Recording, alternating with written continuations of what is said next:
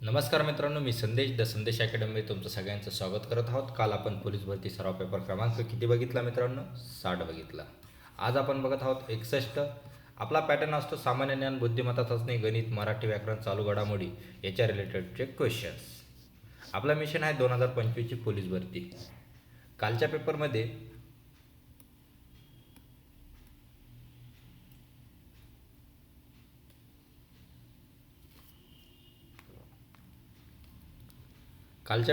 म्हणजे 60 नंबरच्या पेपरमध्ये आपण काय काय बघितलं की सर्वात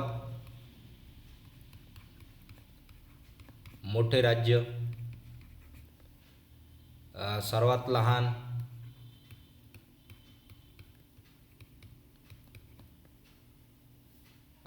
अजून काय बघितलं, रेल्वेबद्दल, रेल्वे ट्रॅक कोणता मोठा आहे तो बघितला. चौथं गोल्ड पाण्याचे सरोवर बघितले. परत खाऱ्या पाण्याचे बघितले.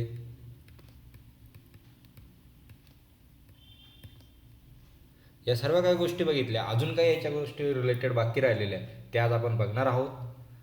तरी सगळ्यांनी शेवटपर्यंत व्हिडिओ बघा.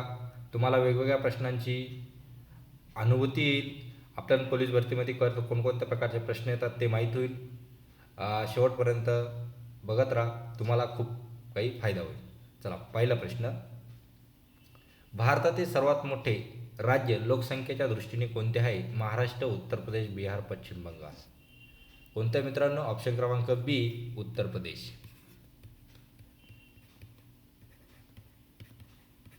काल आपण हाच एक प्रश्न बघितला. तो लोकसंख्येच्या दृष्टीने नव्हता, तर तो क्षेत्रफळाच्या दृष्टीने होता.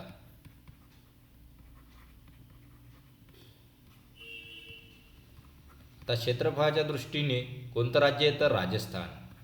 बघितलं आपण काल. लक्षात राहील सगळ्यांच्या? ओके, झाले हे 2 प्रश्न. पुढचा प्रश्न आपण सोबत त्याच्या जवळचं पण प्रश्न बघणार. भारतातील सर्वात मोठे राज्य म्हणजे क्षेत्रफळाच्या दृष्टीने कोणते आहे हे तुम्हाला आत्ता सांगितलं. मध्य प्रदेश, राजस्थान, महाराष्ट्र, उत्तर प्रदेश. कोणतं आहे? ऑप्शन क्रमांक बी, राजस्थान.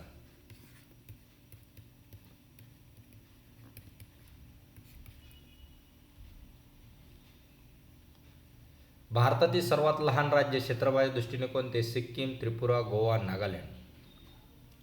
कोणते? गोवा. ऑप्शन क्रमांक सी.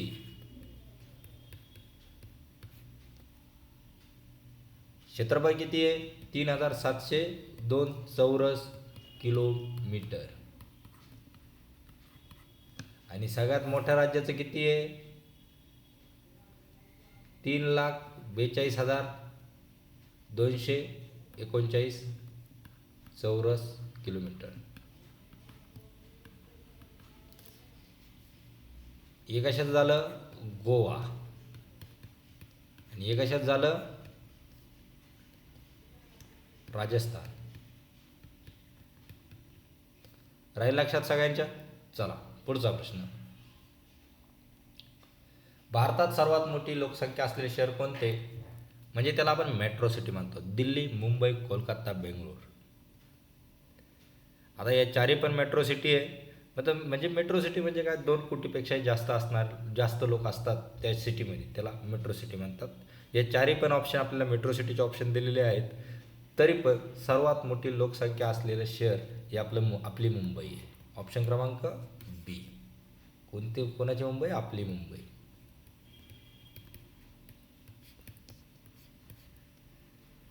मुंबईला काय म्हणता येईल? भारताची आर्थिक राजधानी पण मुंबईला ओळखलं जातं. आणि 7 बेटांचा समूह मुंबई ओळखलं जातं. अजून काय ओळखलं जातं मुंबईवरून? मुंबादेवीच्या नावावरून मुंबई नाव पडलं आपल्या मुंबईचं. मुंबईला जुनं नाव होतं बॉम्बे.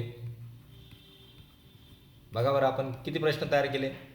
5 ते 6 प्रश्न तयार केले मुंबईवरूनच. असे प्रश्न तयार करायचे असतात म्हणजे आपला टॉपिक काय होतो? क्लिअर होत असतो. चला, पुढचा प्रश्न. भारतातील सर्वात उंच धरण कोणते? भाकरा नांगल धरण, नागार्जुन धरण, टिहरी धरण, सरदार सरोवर धरण. कोणतं धरण? टिहरी धरण. ऑप्शन क्रमांक सी. टिहरी धरण. आता मित्रांनो म्हणशाल सर आता तुम्ही सांगता टिहरी धरण, आता टिहरी धरण कुठे आहे ते तरी सांगा. चला टिहरी धरण कुठे आपण तुम्हाला सांगतो उत्तराखंडमध्ये. कुठे कोणी विचारलं तर उत्तराखंड म्हणा. उत्तराखंड म्हणजे UK. ते UK नाही, युनायटेड किंगडमचं नाही, आपलं आपलं भारतातलं UK म्हणजे उत्तराखंड.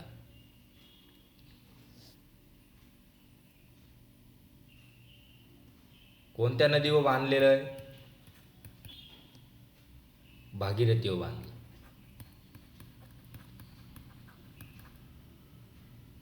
आता त्याची उंची किती सर सांगा तुम्ही. आता उंची पण सांगतो तुम्हाला. उंची आहे 260.5 मीटर.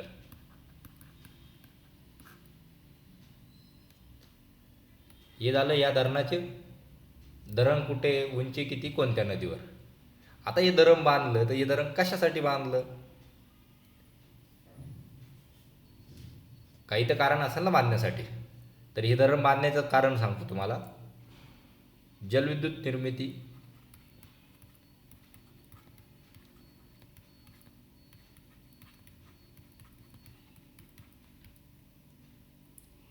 सिंचन आणि पाणी पुरवठा. समजलं. हे झालं टिहरी धरणचं वैशिष्ट्य. आणि काल आपण कोणतं बघितलं होतं मित्रांनो?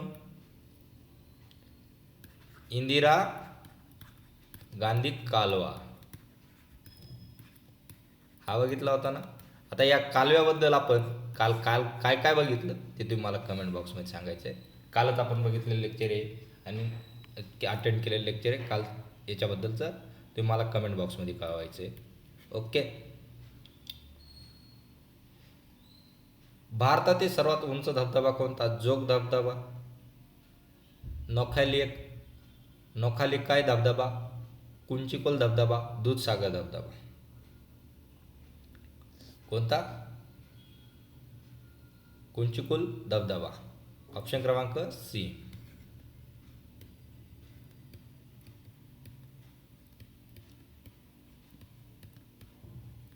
आता कुंचिकुल धबधबा कुठे आहे हे महत्वाचं आहे. कर्नाटकमध्ये. पहिला कर्नाटकमध्ये. कोणत्या नदीवर आहे? वराही या नदीवर आहे.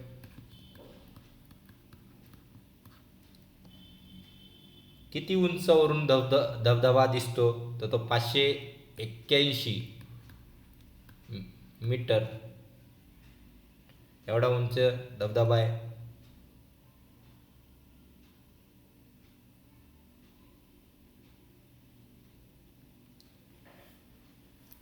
आता हा झाला कुंचिकुल धबधबा, हा पहिल्या नंबरचा म्हणजे सगळ्यात उंच. 2 नंबरला कोणता येतो? जोग धबधबा. जोग धबधबा. आता जोग धबधबा हा कुंचिकुल धबधबा. मित्रांनो आता मी कुंचिकुल धबधबाबद्दल तुम्हाला सांगितलेलं आहे. हा कुठे आहे, काय आहे. हा आता तुम्ही मला जोग धबधबा हा भारतातला 2 नंबरचा धबधबा आहे. तर याच्याबद्दल तुम्ही मला सर्व काही माहिती सांगायची. तो कोणत्या राज्यात आहे, कोणत्या नदीवर आहे आणि किती मीटर आहे ते सगळं सांगायचं आहे. तर चला पुढचा प्रश्न. भारतातील सर्वात मोठे वाळवंट कोणते? थार वाळवंट, कच्छचे रण, लडाख वाळवंट, कोल्ड डेझर्ट हिमाचल प्रदेश. कोणतं? थार वाळवंट. आपल्या भारतात कोणतं वाळवंट आहे? थार वाळवंट. ऑप्शन क्रमांक A थार वाळवंट. कुठे? राजस्थानला. हा काय झाला आपला गुजरात आणि इथून काय झाला राजस्थान. या राजस्थानमध्ये. राजस्थानमध्ये काय कोणतं आहे? थार वाळवंट आहे. कच्छेचं रण कुठे आहे? इथल्या गुजरातमध्ये. जो आपला गोलाकार आकार आहे असा तो आणि आपला महाराष्ट्र लागतो खाली. या गुजरातमध्ये काय आहे? कच्छेचं वाळवंट आहे. लडाख कुठं आलं? डायरेक्ट वरती इथं लडाख, इथं थंड हवेचं आणि कोल्ड डेझर्ट त्याच्या खालीच हिमाचल प्रदेशमध्ये कोल्ड डेझर्ट वाळवंट आहे. समजलं सगळ्यांना. आणि आपल्या भारतात सर्वात मोठं वाळवंट कोणतं आहे? थार वाळवंट आहे. आता थार वाळवंट कोणकोणत्या राज्यांमध्ये पसरलेले आहे तेही महत्त्वाचं आहे.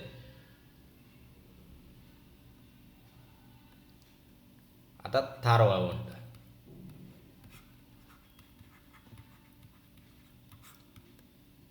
कोणकोणत्या राज्यांमध्ये आहे ते? पहिलं राज्य आहे राजस्थान, महत्त्वाचं जास्त. काही भाग कशाचा आहे? थोडासा भाग पंजाब, म्हणजे काही भाग.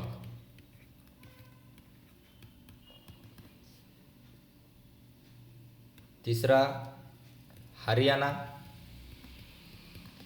चौथा गुजरात. यांच्यामध्ये काही भागच आहे, पण राजस्थानमध्ये सर्वात जास्त जागा व्यापलेली आहे. आता थार वाळवंटाचं क्षेत्रफळ किती आहे? 2,00,000 चौरस किलोमीटर. लक्षात राहील.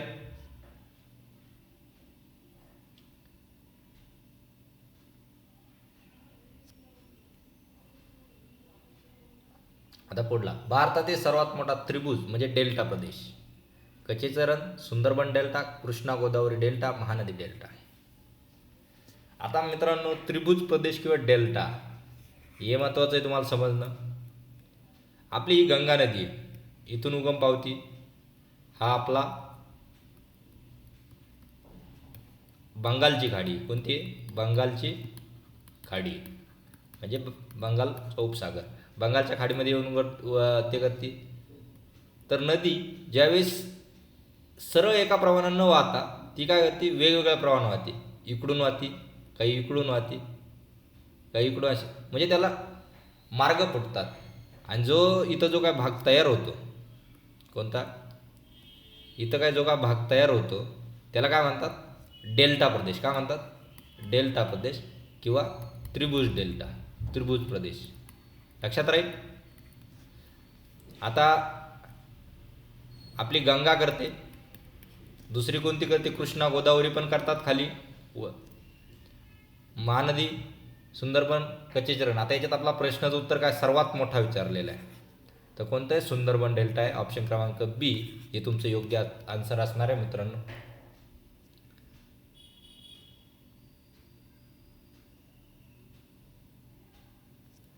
आता तिथं आपला गंगा नदीसोबत कोण कोण येतं? गंगा, ब्रह्मपुत्रा. किती नद्यांचा ते होतं? मेघना. या 3 नद्यांमध्ये हा त्रिभुज डेल्टा तयार होऊन जातो. हे जगातलं सर्वात मोठा डेल्टा आहे. आता त्याचे क्षेत्रफळ किती? आता एवढं जे काय मोठं क्षेत्रफळ आहे, आता हे 3 नद्यांचं जे काय येतं, ही झाली गंगा, ही झाली ब्रह्मपुत्रा, आणि इकडं झाली मेघना.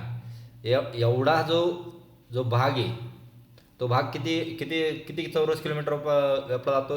1,05,000 चौरस किलोमीटर. म्हणजे किती मोठा आहे. इथंच कोण कोण सापडतं? आपला बंगालचा टायगर.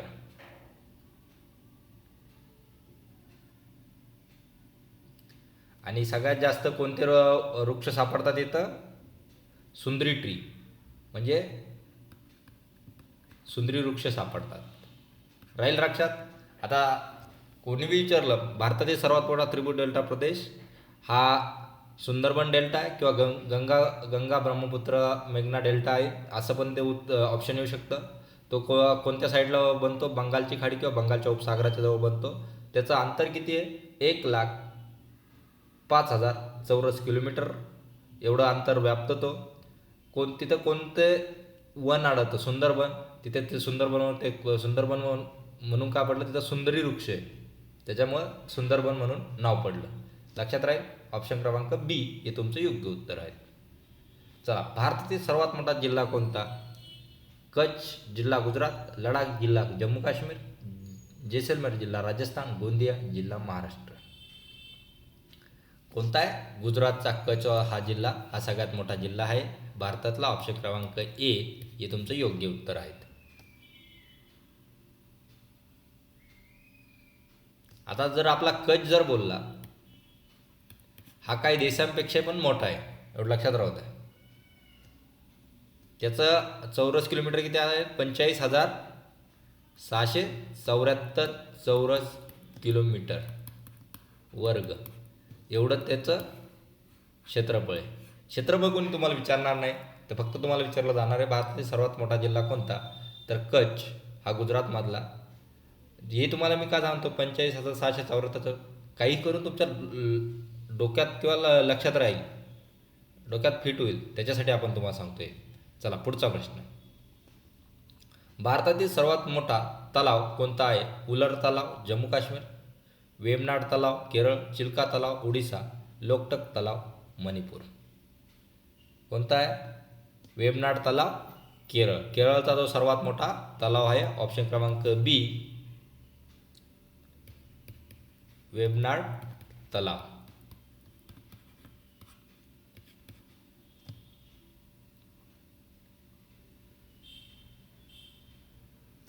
याला केरळमध्ये काय म्हणून प्रसिद्ध आहे? तो बॅकवॉटर.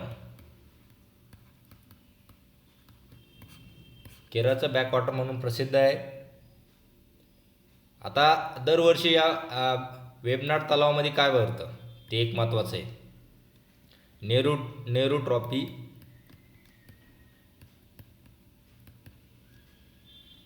बोट रेस ही दरवर्षी भरली जाते. समजला?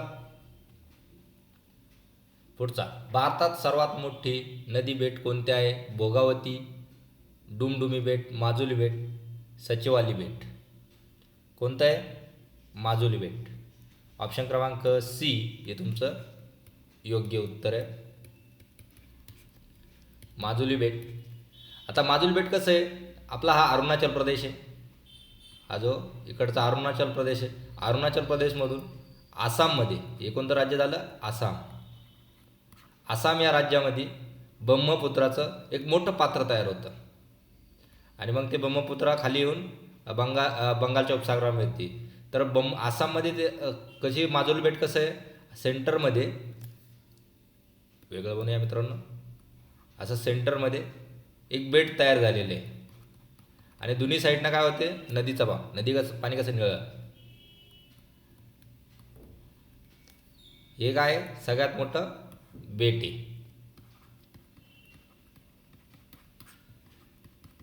माजुली बेट. आता त्याचं क्षेत्रफळ किती आहे? 355 चौरस किलोमीटर. सध्या आता आसाम गव्हर्नमेंटनं काय केलं? आसाम राज्यानं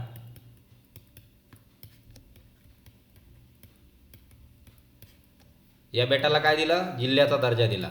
बेटाला काय दिला? जिल्ह्याचा दर्जा दिले.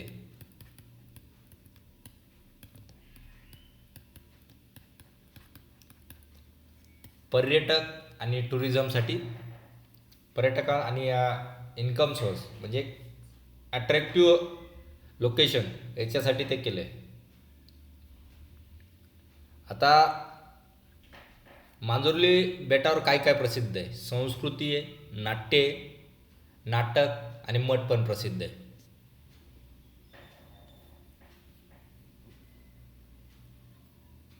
मठ प्रसिद्ध आहे, संस्कृती आहे, नाट्य बघायला भेटतं आपल्याला तिथे. हे सगळं काय आयकॉनिक चीज आहे. आता सगळ्यात महत्त्वाचा प्रश्न, माजुली बेट हे कोणत्या नदीवर आहे? ब्रह्मपुत्रावर आहे. इकडून आपला हा अरुणाचल प्रदेश, त्याच्या खाली कोणता होता मित्रांनो? अरुणाचल प्रदेशच्या खाली कोणता येतो?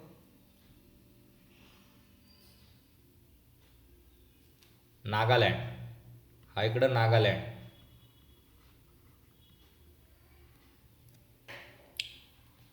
चला,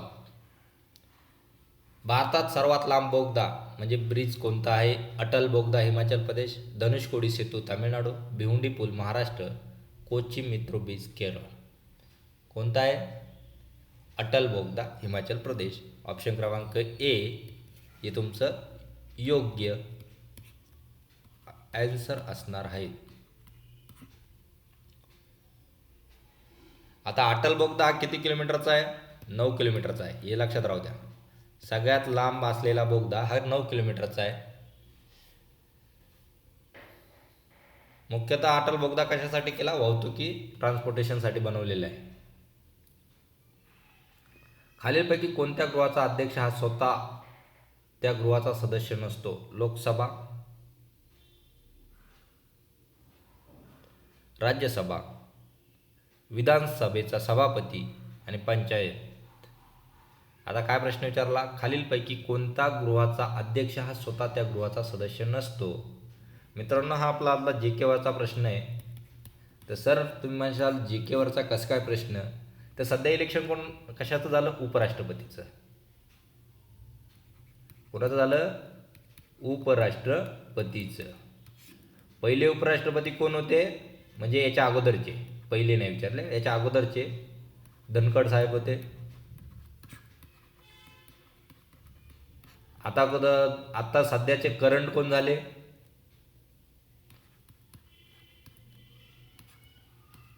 सी.पी. राधाकृष्ण. सी.पी. राधाकृष्ण झाले. तर मित्रांनो, आता प्रश्न बघा कसा फिरवलेला आहे. खालीलपैकी कोणत्या गृहाचा अध्यक्ष हा स्वतः त्या गृहाचा सदस्य नसतो? ज्यावेळेस जो माणूस काय, मी सांगतो नीट ऐका, ज्यावेळेस जो उमेदवार, थोडं शुद्ध, जो उमेदवार उपराष्ट्रपतीची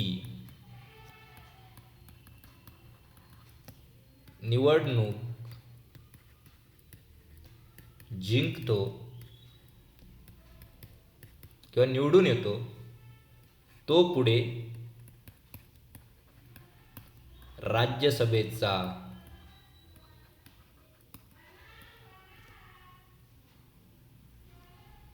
काय बनतो? अध्यक्ष बनतो.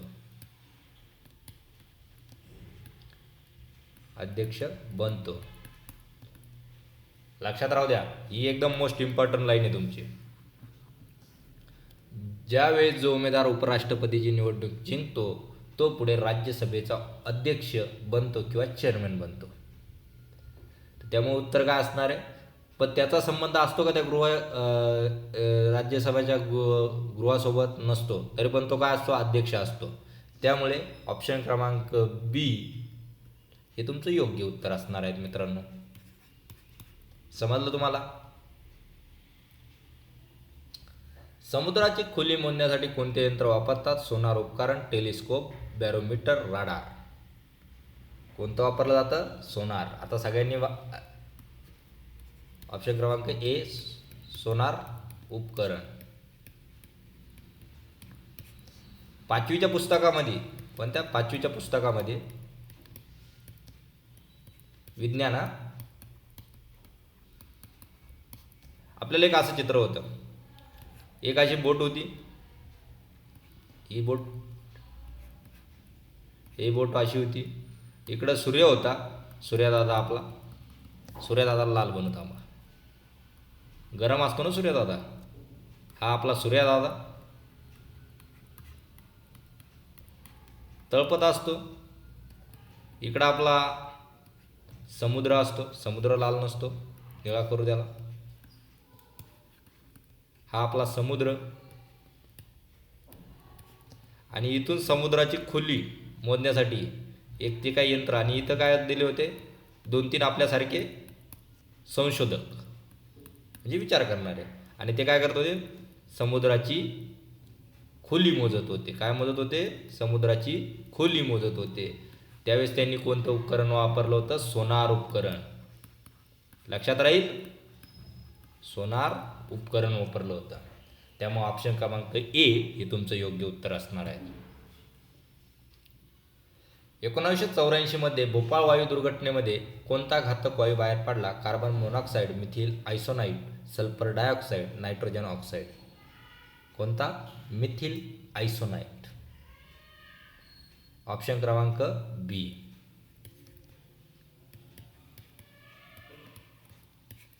मिथिल आयसोसायनाइड.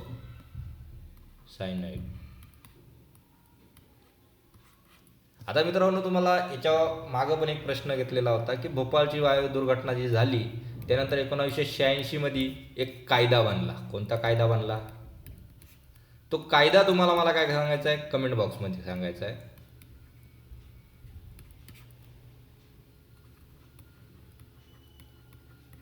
आता तो कायदा कायदा कशाबद्दल आहे मी ते बी तुम्हाला सांगतो. पर्यावरणाबद्दल आहे. पर्यावरणाबद्दल आहे. आता याची हिंट तर तुम्हाला लागली आहे. तुम्ही जे मागचं पेपर ॲनालिसिस केला असेल त्याच्यात हा क्वेश्चन मी सांगितलेला आहे पूर्ण डीपमध्ये, तो तुम्ही बघा. नाही तर तुम्ही सर्च मारा, तुमचा क्वेश्चन तयार होईल. त्यामुळे आपल्याला भोपाळ वायू दुर्घटनेचा हा मिथिल आयसोसायनाइड निघाला. कोणता वायू निघाला? मिथिल आयसोसायनाइड. ऑप्शन क्रमांक बी हे तुमचं योग्य उत्तर आहे. पुढचा, रायगड जिल्ह्यात भात संशोधन केंद्र कुठे आहे? लोणावळा, कर्जत, महाड, पालघर.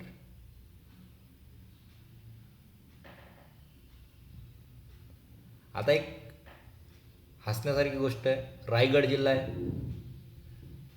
रायगड जिल्ह्यामध्ये पालघर हा जिल्हा आहे. पालघर आपलं तालुका आहे का तिथं रायगडमधला? नाही. पालघर काय जिल्हा आहे. त्यामुळे हे ऑप्शन काय होणार आहे? कॅन्सल होणार आहे. तरी योग्य भात संशोधन केंद्र कोणतं आहे? कर्जतमध्ये. ऑप्शन क्रमांक बी हे तुमचं योग्य उत्तर असणार आहे.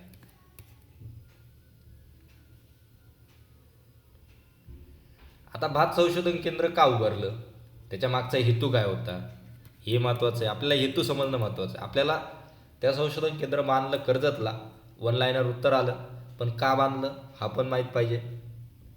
तर भात पिकातील नवीन तंत्रज्ञान, म्हणजे भात संशोधन म्हणजे भात म्हणजे तांदूळ, नवीन तंत्रज्ञान,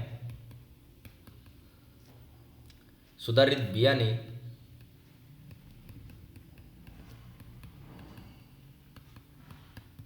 आणि उत्पादन वाढीचे प्रयोग. आता उत्पादन वाढीचे प्रयोग का करावे लागले? मित्रांनो, आपले उत्पन्न तर वाढतच चालले ना. उत्पादन म्हणजे आपली भारताची लोकसंख्या ही वाढतच चालली. आपण आता पहिल्या नंबरवर आहे, तर मग त्यांना खाण्यासाठी काहीतरी तर द्यावं लागेल ना. तर मग काहीतरी पिकांमध्ये उत्पादन वाढीचे म्हणजे कमी क्षेत्रामध्ये आपली लोकसंख्या वाढते. लोकसंख्या काय होते? वाढते. लँड आहे तशीच इथंच. म्हणजे जर आपण ग्राफ बनवायचा म्हटला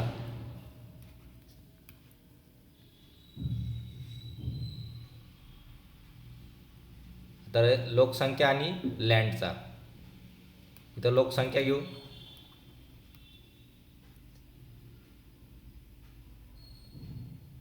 नाही इथं लोकसंख्या घेऊ आणि इथं लँड घेऊ म्हणजे जमीन आपली 2.92% आहे, पण लोकसंख्या आपली 140 कोटीपर्यंत गेलेली आहे. कितपर्यंत गेली? 140 कोटी. आता ती हळूहळू वाढत पण जाईल. त्यामुळं आपल्याला भात संशोधन केंद्र, परत आणखीन श्वेतक्रांती आली, बऱ्याचशा अशा क्रांत्या आल्या, 7 क्रांत्या आल्या. त्या 7 क्रांत्या तुम्ही मला कमेंट बॉक्समध्ये सांगायच्या. दूध क्रांती आली. ओके, चला पुढचा प्रश्न बघूया. राजाराम मोहन राय यांनी कोणत्या सामाजिक समस्येविरुद्ध आंदोलन सुरू केले? बालविवाह, सतीप्रथा, विधवा पुनर्विवाह, जातीय भेद. कोणते? राजाराम मोहन राय म्हटले तर सतीप्रथा. ऑप्शन क्रमांक बी. आता ही सतीप्रथा कधी कधी त्यांनी ते केलं? 1929 मध्ये. आता कोणता ब्रिटिश अधिकारी होता त्यांच्या काळात?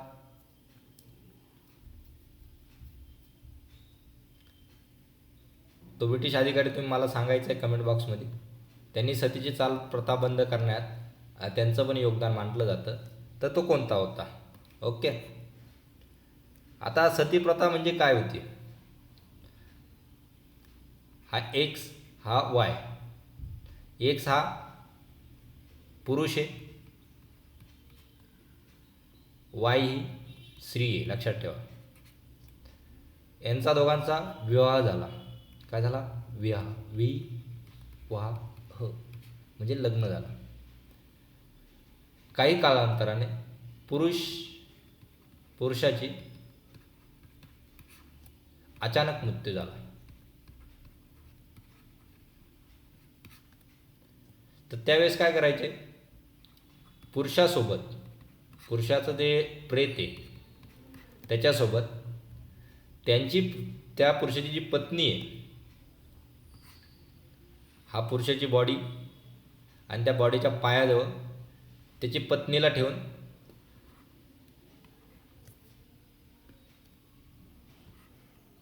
जाळायचे, म्हणजे जिवंत जाळायचे. ही एक क्रूर प्रथा होती एकदम. म्हणजे आत्ता जर आपण जो विचार केला तर एखाद्या मनुष्य मेल्यानंतर त्याच्यासोबत एखाद्या जिवंत मनुष्याला जाळणं म्हणजे त्या माणसाला किती वेदना होत असतील, अत्यंत वेदना होत असतील. त्या वेदना आपण सुद्धा सहन करू नाही शकत, आपल्या अंगावर काटे उठू शकतात. अशी ही प्रथा ही राजा राममोहन राय यांनी सामाजिक समस्येविरुद्ध आंदोलन करून 1929 मध्ये बंद केली होती. आता या सतीप्रथेच्या मागचे माझे काही वैयक्तिक कारण आहे. सतीप्रथामध्ये महिलेला का जाळत हे तुम्ही डायरेक्ट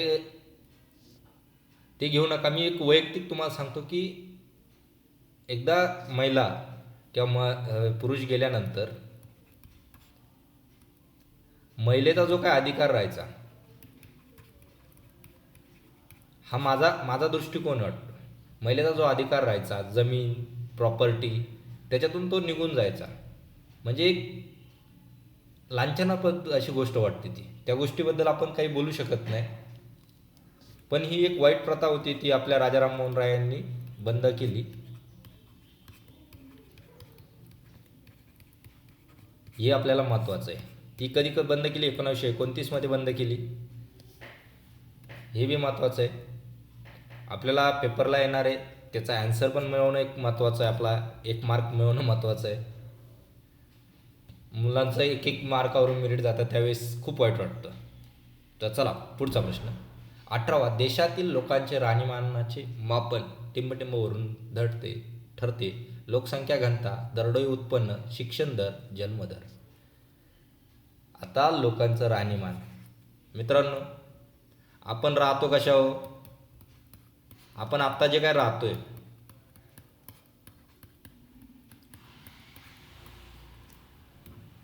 अंबानी आलिशानमध्ये राहतो, त्याचं उत्पन्न तसं आहे. लक्षात राहू द्या, त्याचे उत्पन्न तसे. आपण मिडल क्लाससारखं राहतो, आपलं उत्पन्न तसं आहे.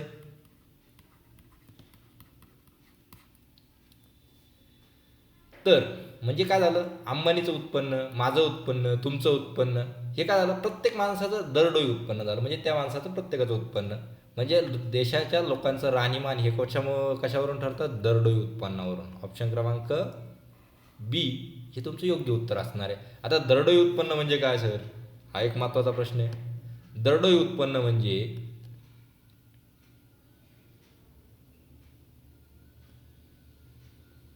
देशाची एकूण राष्ट्रीय उत्पन्न. आता देश आहे आपला भारत देश, देशाचे एकूण राष्ट्रीय उत्पन्न भागिले म्हणजे डिवाइड देशाची लोकसंख्या.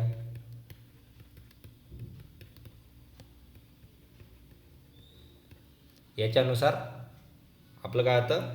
दरडोई उत्पन्न ठरतं. त्यामुळे आपल्या दरडोई उत्पादन जास्त चांगला असेल तर जीवनाचा राहणीमानाचा स्तर हा उच्च असतो. जर देशाच्या दरडोई उत्पन्न जर कमी असेल तर लोकांचा राहणीमानाचा दर निम्नतीय स्तराचा असतो. समजलं? चला पुढचा प्रश्न.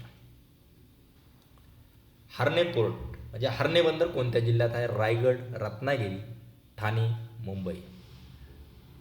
कोणत्या याच्यात आहे? रत्नागिरीमध्ये. ऑप्शन क्रमांक बी तुमचं योग्य आन्सर आहे.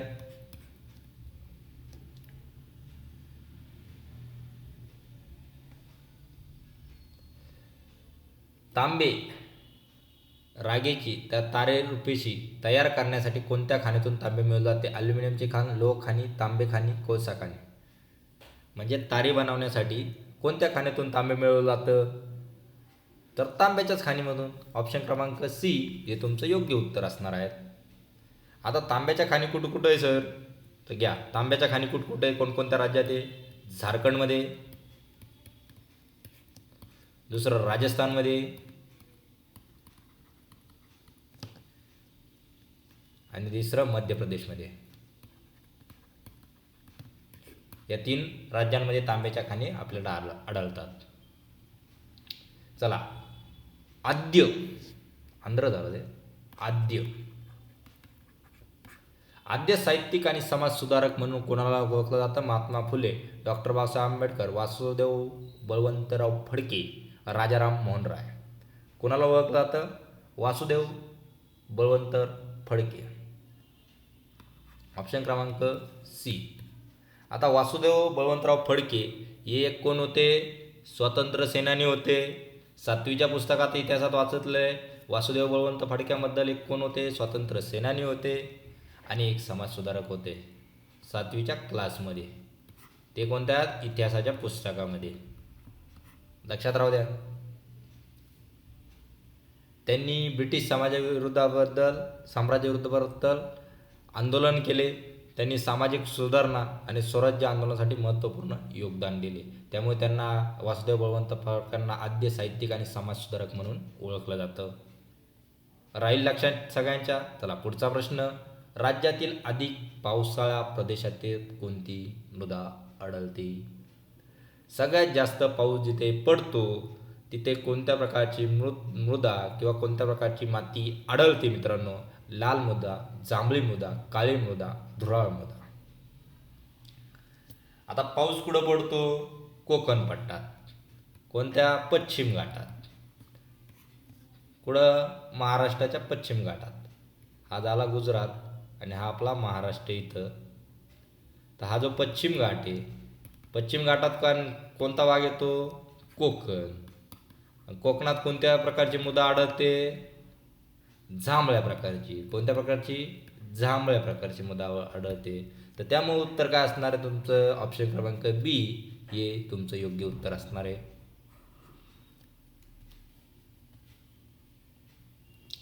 सिंधुदुर्ग जिल्ह्यात कोणते ठिकाण सर्वाधिक पावसाचे ठिकाण मानले जाते? महाबळेश्वर, लोणावळा, आंबोली आणि कोल्हापूर. ऑप्शन क्रमांक सी. आंबोलीला महाराष्ट्रात सगळ्यात जास्त पाऊस पडतो.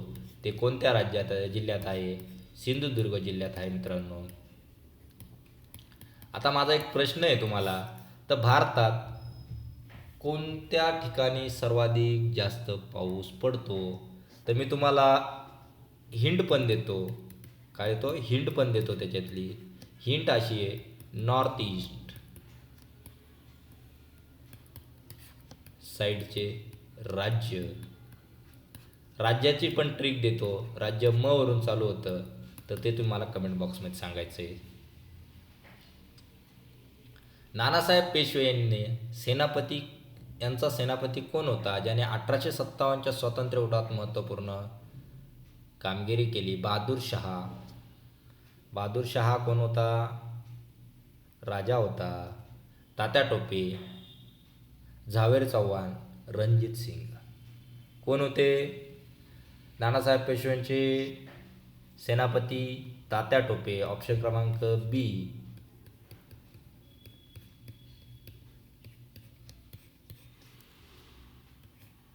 तुम्ही जर झाशीची राणी ही जे सिरियल बघितली असेल, मालिका बघितली असेल, त्याच्यात तात्या टोपे आणि नानासाहेब पेशवे